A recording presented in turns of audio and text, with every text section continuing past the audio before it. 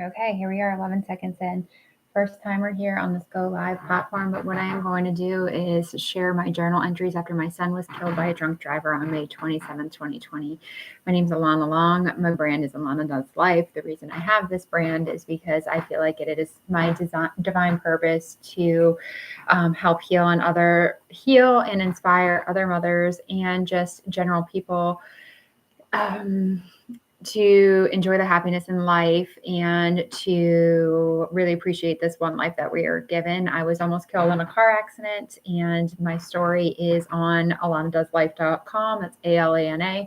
But I am starting this channel here in my squeaky chair to share the pain that I went through and to make sure that people who are going through a similar pain don't feel alone, and to not have them to put no guilt on what they're feeling, because it is incredibly difficult to lose a child and a loved one. And so I just want to be as open as possible so that I can help to heal anybody I can.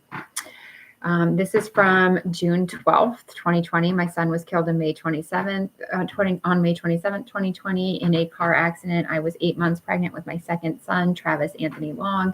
He was a healthy, happy, thriving baby, and somebody who was a multi-offender drunk driver hit me in broad daylight and killed him upon impact. My son did save my life because I was pregnant. He did cushion my blow to save my internal organs, and I do feel that it is my purpose now to help others because my son saved my life to do just that. Okay, so I have not read this. I've read it. It's not edited, so there will be mistakes in this. Okay. Last night I had a dream I delivered my own baby while in a car on the way to the hospital. My dad was driving when I got there. No one cut the umbilical cord. I kept asking for care and not receiving it. The baby had red hair. It bothers me so much I didn't hold and caress Travis more. The tears are already coming. I hate that I don't know what color his hair was. Yesterday, I went to the doctor for a checkup. I mentioned to the nurse something to indicate me having a baby. Her natural and obvious response was one of elation, me just giving birth, which I led her to.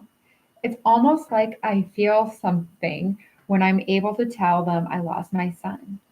I welcome their sorrow and empathy. I am able to feel their grief for me and our loss. It keeps the pain of what I'm going through alive. It keeps Travis alive. It gives me an excuse to cry. This morning, when taking off my bra, I had stains from colostrum, the liquid gold of breast milk. I cried so hard. My body wants a baby, is ready for it, ready to nurture and provide. Later, I had stains on my shirt of blood coming out of my right incredibly bruised breast, which brought me back to the cruel reality of my life. Short. I have some longer ones, and they'll be coming. All right.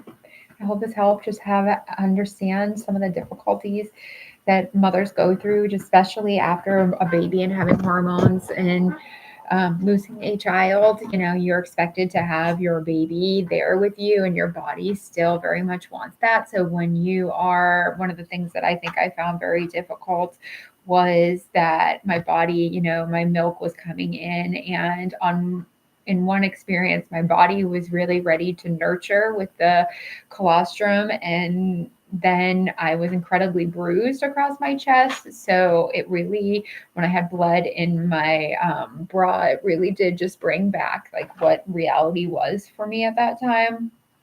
One of my biggest regrets is I did not hold my child as much as I probably wanted to. It took me 3 days to see him.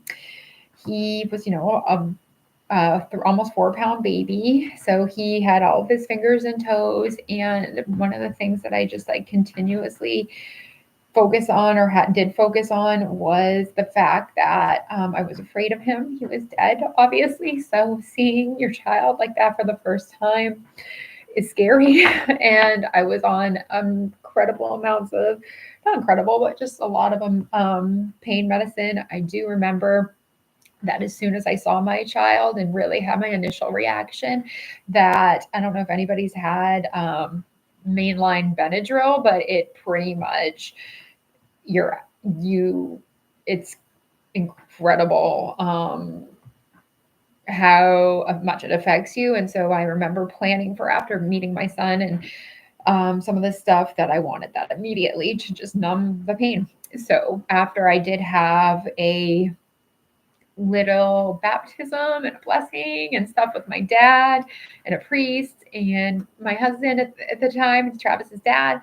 And I just remember just like not having the correct appropriate emotions that I was feeling. I wasn't crying as much as I wanted to because I did have that Benadryl just to take away a lot of the pain that I was feeling, but it does severely bother me. And, it's nothing I can do about it now, but that I didn't explore Travis's body more. I didn't look at his eyes, which would have felt really creepy to bring them up and open. I didn't take his hat off. I kissed him a few times. I held him, but, bottom line, I was afraid of him.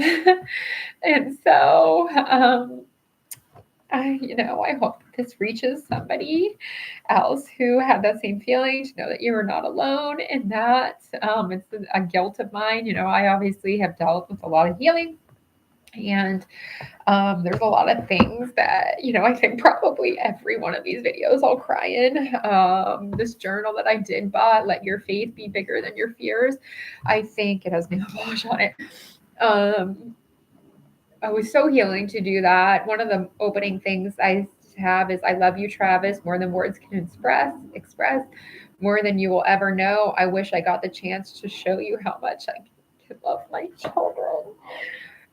Every time it just kills my heart. But even though, I look like the most devastated human, and I have been able to embrace the purpose that was this sacrifice that my son gave to me.